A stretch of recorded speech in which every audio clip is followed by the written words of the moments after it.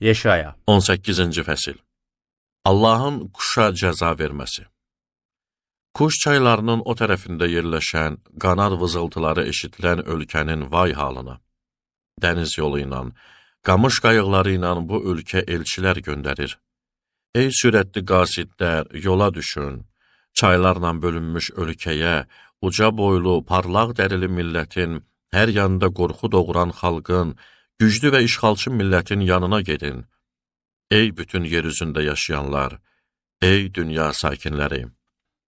Dağların zirvəsinə bayraq dikiləndə baxın, şeypur çalınanda eşidin, çünki Rəbb mənə belə deyir. Günəş şüalarından yaranan qızmarlıq kimi, biçin vaxtının istisində şeh buludu kimi sakitcə məskənimdən baxacağam.